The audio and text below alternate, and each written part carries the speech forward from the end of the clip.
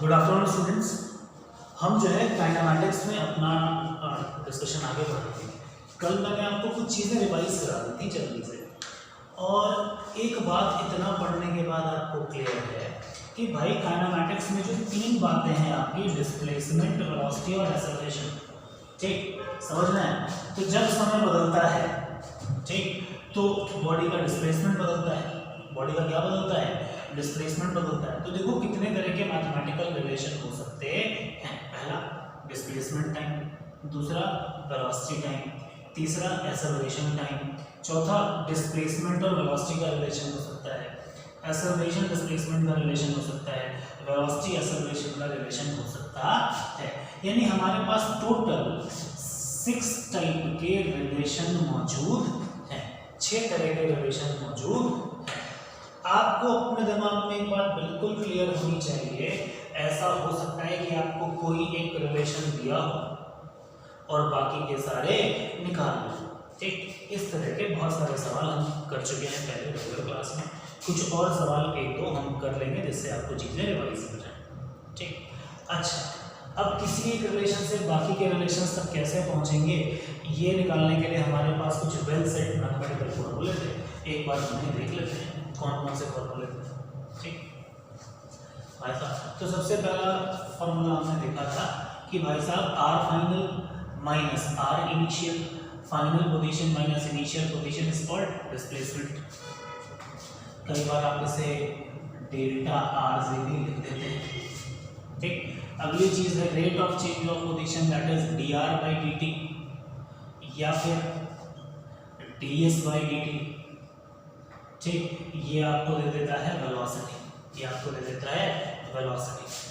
अगली चीज हमने देखी थी dv by dt is equals to acceleration as a function of time. इन्हीं फॉर्मूलों के इंटीग्रल फॉर्म भी देखे थे। क्या देखे थे?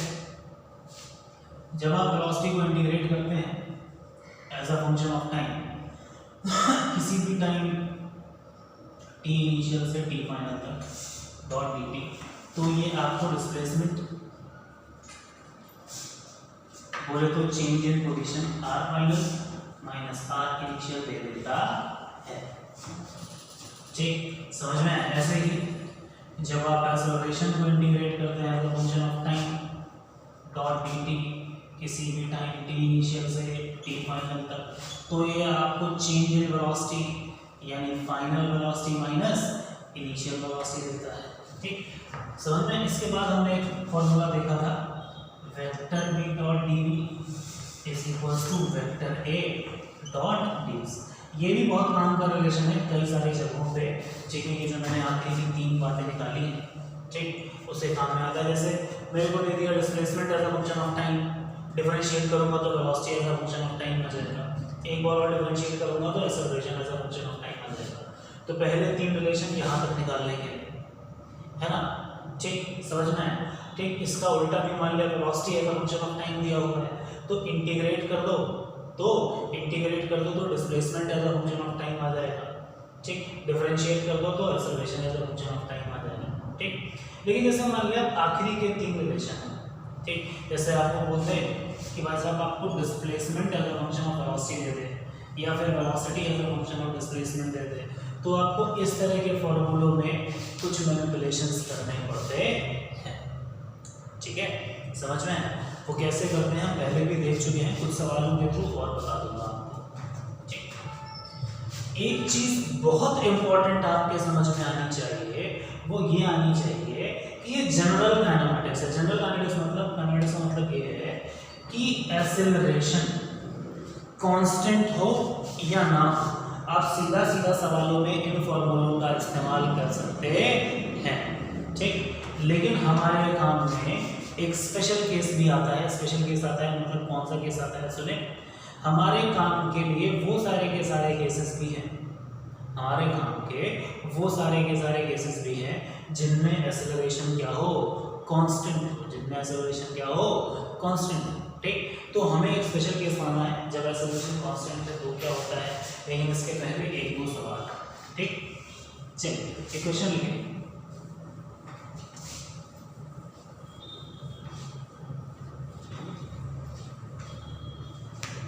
क्वेश्चन लिखें। मान लो एक बॉडी है जिसका velocity as a function of time मैंने आपको दे दिया 3ti क्या प्लस 2t j या फिर 3t स्क्वायर आई क्या प्लस 2t j क्या मीटर पर सेकेंड। ये बॉडी की वेलोसिटी है। ठीक, किसी भी time t is equal to 0 पे बॉडी की पोजीशन थी 0,0। आपको वेलोसिटी देख के समझ में आ रहा होगा कि बॉडी एक्स वाई प्लेन में चल रही है। हमसे बोला गया फाइंड डिस्प्लेसमेंट का magnitude and distance covered after 3 seconds या चलो आफ्टर 2 सेकंड्स।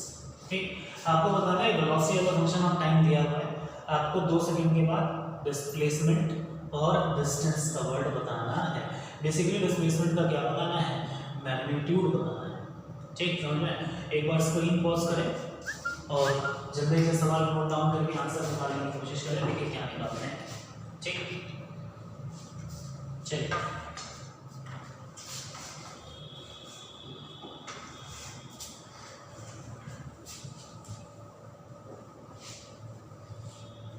ठीक,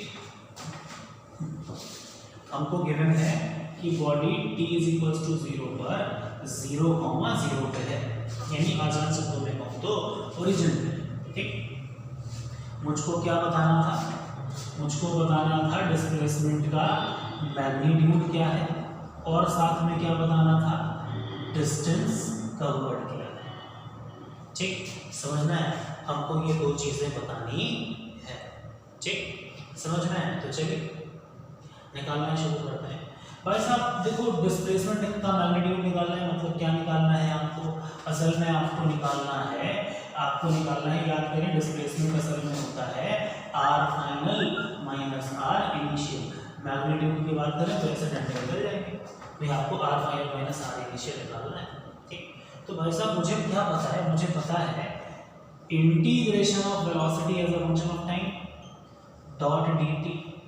डॉट dt। ठीक, किसी भी टाइम t इनिशियल से t फाइनल तक टाइम क्या होता है आपको 2 सेकंड्स। ठीक, क्या देता है, डिस्प्लेसमेंट देता है, क्या दे देता है, डिस्प्लेसमेंट दे देता है। ठीक, समझ में? तो भाई मेरे को velocity as a function of time पता है, इसकी वैल्यू यहाँ रखता हूँ और डायरेक्ट डिस्प्लेसमेंट निकाल लेता हूँ। ठीक, तो जब हम इसको डायरेक्ट डिस्प्लेसमेंट निकालेंगे तो कैसे आएगा, ध्यान से सुनना। Velocity as a function of time क्या है, 3t स्क्वायर आई क्या प्लस 2t j क्या डॉट कितना dt, लिमिट 0 से लेके 2 सेकंड्स तक। ये मुझे क्या दे देगा, s मिनट दे देगा। क्या दे देगा, s मिनट। चलो इसको इंटीग्रेट करते हैं, आप खुद ही समझ लेंगे, पहले यहाँ आ जाएगा तो 3t स्क्वायर का इंटीग्रेशन 3t क्यूब बाई में 3 आई क्या प्लस 2t स्क्वायर बाई में 2 j क्या, लिमिट 0 से 2 तक। 3 ने 3 को मार दिया, 2 ने 2 को मार दिया। ठीक, 2 का क्यूब हो गया कितना, 8 आई क्या, 2 का क्यूब कितना हो गया 8 आई क्या, और 2 का स्क्वायर हो गया कितना 4 j क्या। ठीक, तो अगर आप ध्यान से देखेंगे तो इस सवाल में जो डिस्प्लेसमेंट आएगा क्या आएगा, 8 आई क्या प्लस 4 j। ठीक, 8 आई क्या प्लस 4 j। ठीक, आपको क्या चाहिए, मैग्नीट्यूड चाहिए, तो मैग्नीट्यूड कैसे आएगा, मैग्नीट्यूड आ गया 8 का स्क्वायर कितना 64, 4 का स्क्वायर कितना, 4 का स्क्वायर कितना 16, 4 का स्क्वायर कितना 16, 64 plus 16 that is square root of 7, square root of 7। ये आ गया डिस्प्लेसमेंट का मैग्नीट्यूड।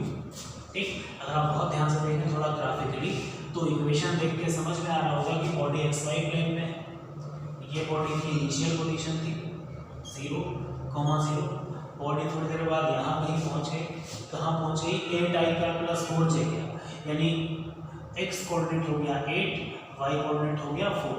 डिस्प्लेसमेंट की बात करें तो ऐसे जाएगा। अच्छा, अगर आप डिस्प्लेसमेंट की इक्वेशन को ध्यान से देखेंगे तो डिस्प्लेसमेंट है T cube Y cap plus T square J cap. ये देख सकते हैं कि एक्स कोऑर्डिनेट भी क्यूबिकल फंक्शन है, वाई कोऑर्डिनेट स्क्वायर का फंक्शन है, मतलब बॉडी का पाथ स्ट्रेट लाइन रहने वाला नहीं है, ना ही एक्स एक्सिस पे और ना ही वाई एक्सिस पे। ठीक, तो इस सवाल में सबसे पहले गलती क्या होती है बच्चों से, वो ये होती है कि वो डिस्प्लेसमेंट निकाल लेते हैं और उनको लगता है डिस्टेंस कवर्ड वही है। ठीक, इस केस में डिस्प्लेसमेंट और डिस्टेंस कवर्ड बराबर होने वाला नहीं। ठीक, इस पर्टिकुलर केस में डिस्प्लेसमेंट और डिस्टेंस कवर्ड बराबर होने वाला नहीं। ठीक, हमेशा याद रखें। ठीक, तो कैसे निकालेंगे? ठीक, तो कैसे निकालेंगे आपको याद रखना, जो हमारा डिस्टेंस कवर्ड होता है वो क्या होता है, वेलोसिटी के मैग्नीट्यूड का इंटीग्रेशन। किसका इंटीग्रेशन? वेलोसिटी के मैग्नीट्यूड का इंटीग्रेशन। जीरो मतलब किसी भी टाइम टी इनिशियल से टी फाइनल तक।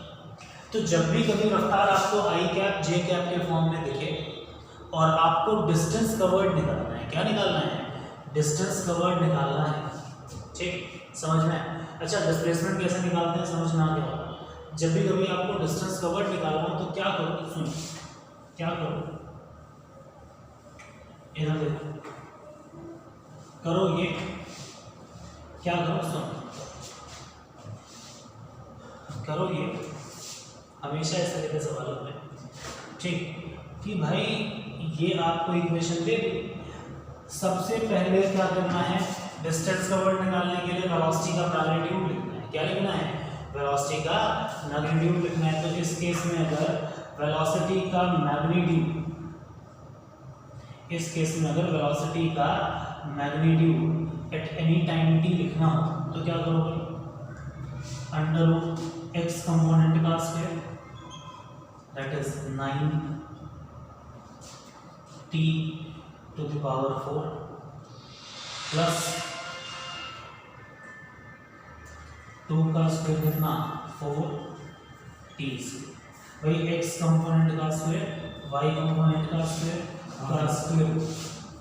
ठीक, यानी कि 9t to the power 4 plus 4t square का स्क्वायर। ये आ गया वेलोसिटी का मॉड, ये आ गया वेलोसिटी का क्या mod.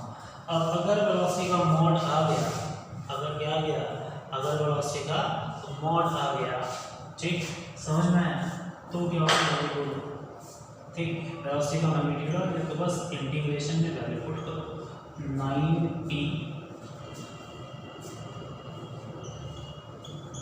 to the power 4 plus 4t square का स्क्वायर रूट डॉट dt।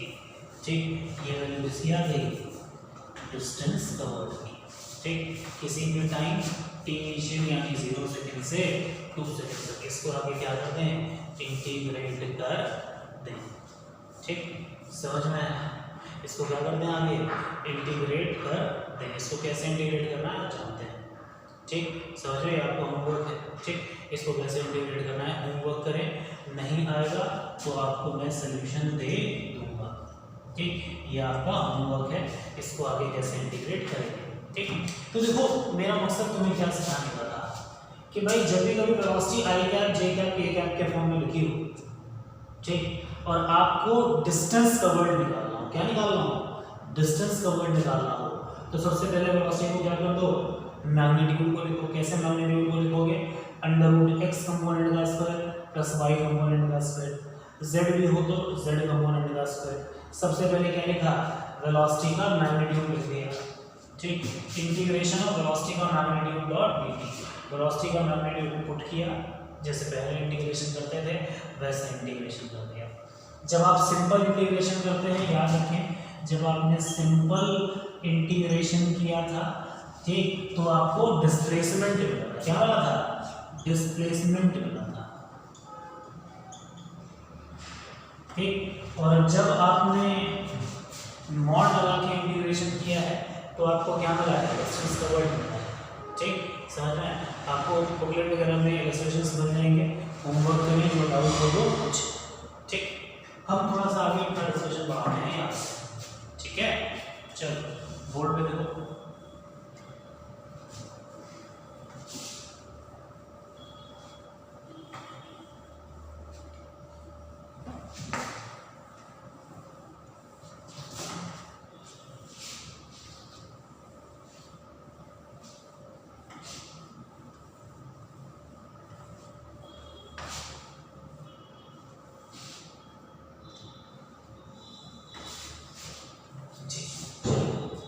थोड़ा सा आगे अपना डिस्कशन बढ़ाते हैं। ठीक,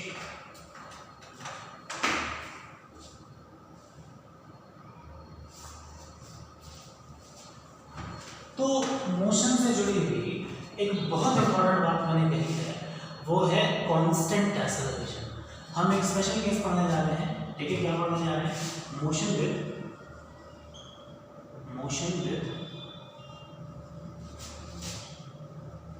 कांस्टेंट एक्सेलरेशन।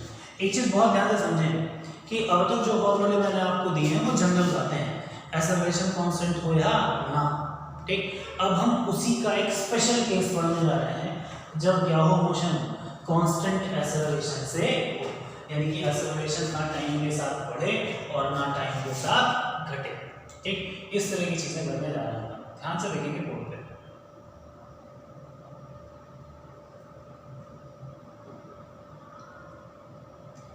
ठीक, तो बेसिक फॉर्मूले तो वही काम में आएंगे जो पहले थे। ठीक, तो चलो मान लिया एक बॉडी है, कोई भी बॉडी है, जैसे ये है। ठीक, ये किसी कांस्टेंट एक्सेलरेशन से, फिक्स्ड एक्सेलरेशन से, फिक्स मतलब इसकी वैल्यू ना बढ़ रही है ना घट रही है, ना ही डायरेक्शन चेंज हो रहा है, किसी फिक्स एक्सेलरेशन से चल रही है। ठीक, समझ में? अब सिंपल सी बात है कि जब आप एक्सेलरेशन लगाएंगे तो वेलोसिटी बदलेगी। मान लेते हैं उस बॉडी की इनिशियल रफ्तार, उस बॉडी की इनिशियल रफ्तार u थी, एक्सेलरेशन लगा, फाइनल रफ्तार बदल के हो गई v, फाइनल रफ्तार बदल के हो गई v। u है इनिशियल वेलोसिटी, v है फाइनल वेलोसिटी। ठीक, समझ में? ये वेलोसिटी u से v होने में जो समय लगा है वो है कितना, t, टाइम टेकन। ठीक, समझ में आएगा? ठीक, कोई दिक्कत?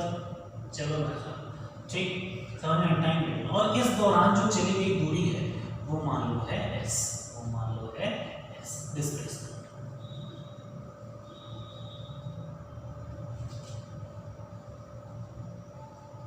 ठीक, तो हमको क्या समझना है कि इनका आपस में मैथमेटिकल रिलेशन क्या होगा। ठीक, तो सबसे पहले बात करते हैं। हमको पता है अच्छे से, क्या पता है, dv by dt, dv by dt is equals to a। ठीक, as a function of time. ठीक, समझ में? As a function of time, ये सिंपल है, इसको मैं यही लिख देता हूँ। ठीक, कोई दिक्कत? अच्छा, ये जनरल बात है, एक्सेलरेशन फिर से बोल रहा हूँ कांस्टेंट हो या एक्सेलरेशन कांस्टेंट ना हो, इन दोनों ही केसेस में ये बात अप्लाई हो सकती है। हमको कोई मतलब नहीं है कि एक्सेलरेशन कांस्टेंट है या फिर नहीं है। ठीक, चलिए, ठीक है, ये मल्टीप्लाई हो गया तो dv is equals to a dot dt, इसको इंटीग्रेट, शुरू में टाइम, शुरू में समय रहा तो सिंपल सी बात है, स्टार्टिंग में किसी भी टाइम 0 पे इनिशियल रफ्तार थी q, बाद में समय बदल के हो गया t, बाद में समय बदल के हो गया कितना t, और वेलोसिटी बदल के हो गई कितनी v, वेलोसिटी बदल के हो गई कितनी v। अब खुद ही देख सकते हैं एक्सेलरेशन कांस्टेंट है, बाहर आ जाएगा। ठीक, dv का इंटीग्रेशन v, तो आपको समझ में आ रहा होगा v माइनस u, या और अगर ढंग से लिखूँ तो dv का इंटीग्रेशन v, लिमिट कहाँ से कहाँ, जल्दी बोल दो, इनिशियल रफ्तार है u, फाइनल रफ्तार है v, इज इक्वल्स टू ए तो कांस्टेंट है बाहर, और dt का इंटीग्रेशन t, लिमिट कहाँ से कहाँ, 0 से लेकर t तक। ठीक, तो ये हो गया vector u minus vector u is equals to a t minus 0 that is t, t minus 0 that is t, ये इधर गया प्लस, तो v is equals to u plus a t। First equation of motion है, ये पता होनी चाहिए, ये आप क्लास 9th में पढ़ के आए हैं, ये आप क्लास 9th में पढ़ के आए हैं। देख लीजिए कैसे है, v is equals to u plus a t।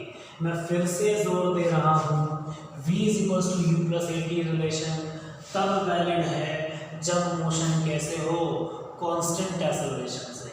अगर एक्सेलरेशन कांस्टेंट नहीं है तो कभी भी v is equals to u plus a t नहीं लगने वाला है। इस चीज़ को समझना अच्छे से कि v is equals to u plus a t सिर्फ तब लगेगा जब एक्सेलरेशन क्या हो, कांस्टेंट हो। अगर कांस्टेंट नहीं है तो कभी भी इस फॉर्मूले का इस्तेमाल आप नहीं करेंगे। क्या ये बात समझ में आ रही है आपके? चलिए थोड़ा सा और डिस्कशन आगे बढ़ते हैं अगले क्वेश्चन की तरफ। ठीक, समझ में? अच्छा, मुझे रिलेशन पता चल गया, v is equals to u plus a t, v is equals to u plus a t। ठीक, अच्छा आप अगर बहुत ध्यान से देखें तो v क्या होता है? v होता है ds by dt। v क्या होता है? ds by dt। तो v की जगह मैंने क्या रख दिया? ds by dt is equals to u plus a t। ये मल्टीप्लाई हो गया तो ds is equals to u plus at dot ना dt बराबर मल्टीप्लाई हो गया। अब इसको क्या कर दो? इंटीग्रेट। इसको क्या कर दो? इंटीग्रेट। ठीक, समझ में है? जब समय शून्य पर इनिशियल पोजीशन वही होगी r इनिशियल, फाइनल पोजीशन हो गई r फाइनल, बाद में समय बदल गया, कितना हो गया t। तो r final minus r initial is equals to integrate करो, ये अंदर हमका हो जाएगा तो integration of u dot dt, integration of u dot dt limit 0 से t plus integration of at dot dt limit 0 से t। ठीक, r final minus r initial that is s, यानी कि r final minus r initial is equals to u dot dt, आपको समझ में आ रहा होगा ut, और ये हो जाएगा half at square, t dot dt का इंटीग्रेशन t स्क्वायर बाई, ये कहलाती है सेकंड इक्वेशन ऑफ मोशन। ठीक, s equals to ut plus half at square. ठीक, तो इस प्रकार से हमने मोशन के दो इक्वेशंस देख लिए। कौन कौन से देख लिए? Vector v is equals to u plus a t, दूसरी इक्वेशन देखी s is equals to ut plus half at square. Equation first, equation second, दो तरह की इक्वेशन हमने देखी है। मैं फिर से जोर दे रहा हूँ, ये इक्वेशन सिर्फ तब लगाएंगे जब एक्सेलरेशन कांस्टेंट हो यानी फिक्स हो। अगर एक्सेलरेशन फिक्स नहीं है तो इन इक्वेशंस का इस्तेमाल नहीं होएगा। चलिए अब हमको तीसरी इक्वेशन निकालनी है। इक्वेशन लिख देता हूँ, v के मैग्नीट्यूड का स्क्वायर माइनस वेक्टर u के मैग्नीट्यूड का square, final velocity square minus initial velocity square is equals to 2 vector a dot s, 2 vector a dot s। Equation 3। ठीक, तीसरी इक्वेशन का भी डेरिवेशन एक बार देख लेते हैं कि तीसरी इक्वेशन कहाँ से। याद रखें, ये इक्वेशन तभी इस्तेमाल होगी, फिर से बोल रहा हूँ, जब एक्सेलरेशन क्या हो? कांस्टेंट। जब एक्सेलरेशन क्या हो? कांस्टेंट। चलिए देख लेते हैं।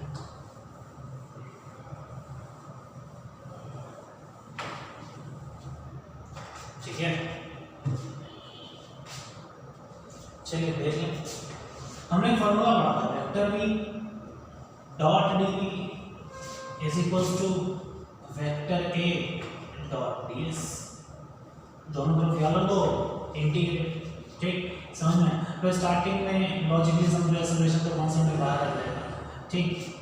आर इनिशियल जब होगा तो वेलोसिटी थी u, बाद में पोजीशन बदल के हो गई आर फाइनल, तो रफ्तार हो गई कितनी v, रफ्तार कितनी हो गई v, ठीक। v डॉट dv यानी v square by limit vector u से वेक्टर v तक, a कांस्टेंट है बाहर, a कांस्टेंट है बाहर, ठीक। डॉट ds का इंटीग्रेशन s, अब इसकी जगह r final minus r initial भी लिख सकते हैं, ठीक है, समझ में। इसकी जगह आप r फाइनल, सॉरी ये इनिशियल ये final, r final minus r initial भी लिख सकते हैं। तो ये हो गया v square minus u square by 2 is equals to vector a dot s। इसको मैं बार बार बोल रहा हूँ, r final minus r initial लिख सकते हैं, ये इधर गया तो v square minus u square is equals to 2a dot s, ठीक। क्योंकि ये मैग्नीट्यूड है तो प्रॉपर वेक्टर फॉर्म में इसको इस तरीके से लिखता, ठीक। ये हो गया तीसरा फॉर्मूला, ठीक। याद रखिए फॉर्मूले तभी इस्तेमाल होंगे जब क्या हो, ठीक है, मोशन कैसे हो, कांस्टेंट एक्सेलरेशन में। एक काम करें, जितने भी डेरिवेशंस तीनों कराए हैं उनको प्रॉपरली पॉज करके दोबारा से देखें, वीडियो बैक करके, और सारे इक्वेशंस के डेरिवेशंस नोट डाउन कर लें, ठीक। चलिए थोड़ा सा डिस्कशन आगे बढ़ाता हूँ। तो मुझे समझ में आ गया कि भाई साहब जब भी कभी क्या हो, कांस्टेंट एक्सेलरेशन हो तो ऐसे चले, कांस्टेंट एक्सेलरेशन ना हो, ठीक है, समझ में। तो फिर वो जो जनरल बातें मैंने बताई थी, क्या बताई थी, ds by dt is equals to v, dv by dt is equals to a, v dot dv is equals to 2, sorry v dot dv is equals to a dot ds, ठीक। इन्हीं के इंटीग्रल वर्जन भी हमने लिख लिए थे, या तो ये या तो इनका इंटीग्रल वर्जन में आपको याद दिला दूँ, s यानी कि r final minus r initial is integration of v as a function of time dot dt, limit t initial से t फाइनल तक, ऐसे ही final velocity minus initial velocity is equals to a as a function of time dot dt, limit t initial से t final तक। यहाँ पे simple derivation से बनाना है, ठीक। तो हम इनकी मदद से हम जनरल केसेस भी देख सकते हैं। याद रखें वहीं से ये बातें निकल के आई हैं, ठीक। उधर जो कुछ मैंने लिखा है लाइन के उस तरफ, वहीं से ही ये बातें निकल के आई हैं। जनरल केस ये है, कॉम्प्लेक्स के मतलब कांस्टेंट एक्सेलरेशन वाला केस ये।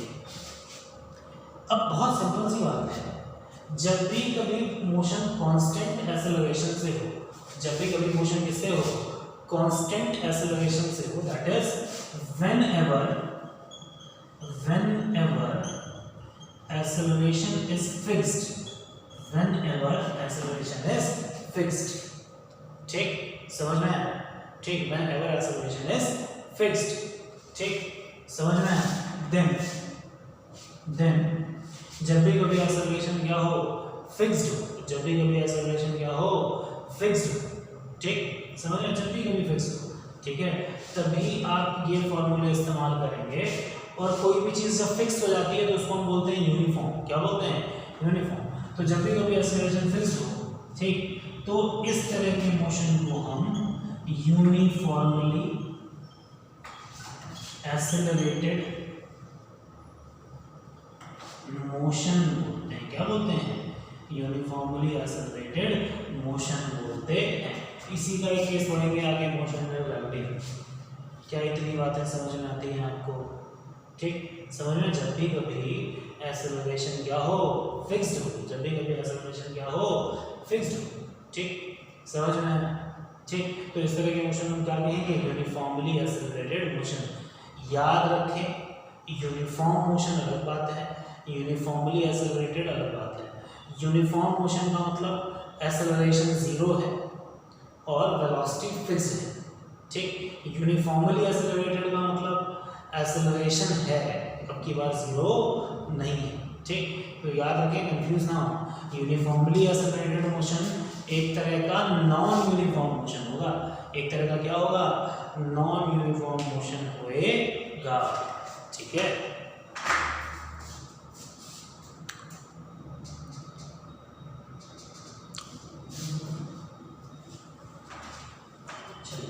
ठीक, समझ में। तो ये हो गए हमारे सारे बेसिक फॉर्मूले, ठीक। अगले लेक्चर में कुछ एप्लीकेशंस करेंगे और वन डायमेंशनल मोशन की बात करेंगे। वन डायमेंशनल मोशन का मतलब है कि VUA मतलब वेलोसिटी एक्सेलरेशन का डायरेक्शन या तो पैरेलल होगा यानी सेम होगा या फिर अपोजिट होगा, ठीक। तो जो हमारा अगला लेक्चर होगा वो इन चीज़ों पर होगा, ठीक। समझ में आया? चलिए अभी के लिए बस यहाँ तक, नेक्स्ट टाइम करते हैं, ठीक।